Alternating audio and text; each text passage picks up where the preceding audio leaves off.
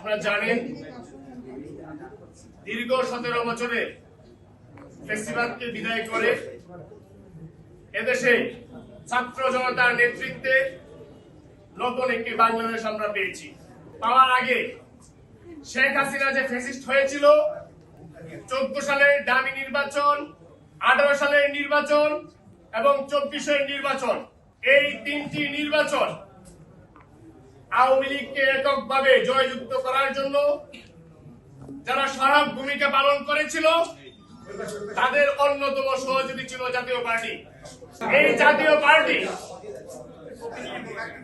যাতে কোনোভাবে আগামী দিনে বাংলাদেশে রাজনীতি করার সুযোগ না পায় এবং তাদের নিবন্ধন বাতিল করা হয়, এই জন্যই গণ অধিকার পরিষদের পক্ষ থেকে আজকে প্রধান নির্বাচন কমিশন বরাবর আমরা একটি লিখিত আবেদন দিচ্ছি। বরাবর মাননীয় প্রধান নির্বাচন কমিশনার, বাংলাদেশ নির্বাচন কমিশন বিষয় আওয়ামী লীগ, জাতীয় পার্টি, জুটভুক্ত গণহত্যাকারী 14 দলের নিবন্ধন বাতিল প্রসঙ্গ জনাব গণ অধিকার পরিষদের পক্ষ থেকে সালাম এবং শুভেচ্ছা নেবেন। আন্তর্জাতিক অপরাধ ট্রাইব্যুনাল, বাংলাদেশ আওয়ামী লীগ ও তার নেতাদের বিচার কার্য সম্পন্ন না হওয়া পর্যন্ত দেশের নিরাপত্তা ও সার্বভৌমত্ব রক্ষা, জুলাই আন্দোলনের নেতাকর্মীদের নিরাপত্তা ও আন্তর্জাতিক অপরাধ ট্রাইব্যুনালের বাদী ও সাক্ষীদের সুরক্ষার জন্য সন্ত্রাস বিরোধী আইনের অধীনে সাইবার স্পেস সহ আওয়ামী লীগের যাবতীয় কার্যক্রম নিষিদ্ধ করার সিদ্ধান্ত গ্রহণ করা হয়েছে। জুলাই গণহত্যায় জড়িত থাকার কারণে ছাত্র জনতার আন্দোলনের প্রেক্ষিতে আওয়ামী লীগের বিষয়ে এই সিদ্ধান্ত নিয়েছে অন্তর্বর্তীকালীন সরকার। তাদের জোট সঙ্গী জাতীয় পার্টি 14 দল বাংলাদেশের নাগরিকদের উপর চালানো গণহত্যাকে পূর্ণ সমর্থন জানিয়ে গণহত্যাকারীদের পক্ষে অবস্থান নিয়েছিল।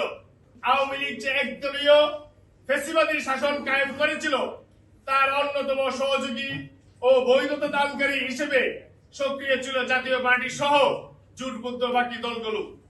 বিগত 3টি একতরফা নির্বাচন 14, 18 এবং 24 নির্বাচনে আওয়ামী লীগকে সহযোগিতা করেছে 14 দল এবং জাতীয় পার্টি। গুম, ক্রসফায়ার, আয়নাঘরে নির্যাতন, দুর্নীতি, ব্যাংক লুট, দেশের সার্বভৌমত্বকে প্রতিবেশী দেশের হাতে তুলে দেওয়া, রাষ্ট্রীয় প্রতিষ্ঠান সমূহ ধ্বংস করা সহ বিগত 16 বছরে বাংলাদেশের উপর চালানো হয়েছে বর্বর আওয়ামী দুঃশাসনের সেই ভিত্তিকে শক্তিশালী করে বাংলাদেশের স্বাধীনতা, সার্বভৌম জনগণের মৌলিক মানবাধিকার হরণের মাধ্যমে তারা নিজেদেরকে রাষ্ট্রদ্রোহী দল হিসেবে প্রতিষ্ঠিত করেছে। প্রধান হোতা আওয়ামী লীগ ও তার জোট সঙ্গী প্রত্যেকটি দলকে গণহত্যা ও রাষ্ট্রদ্রোহিতার অভিযোগে দলগুলোর নিবন্ধন বাতিল ও নিষিদ্ধ ঘোষণা করে যথাযথ শাস্তির মুখোমুখি করার আহ্বান করছে গণ অধিকার পরিষদ। প্রয়োজনীয় ব্যবস্থা গ্রহণের মাধ্যমে জনক্ষোভ দূর করে আপনার নেতৃত্বে নির্বাচন কমিশন প্রয়োজনীয় উদ্যোগ গ্রহণ করবে। এই যে জাতীয় পার্টি কিছুদিন আগেও জিএম কাদের একজন হত্যা মামলার আসামি, তিনি বক্তব্য দিয়েছেন যে বর্তমান অন্তর্বর্তীকালীন সরকার তিনি মানেন না।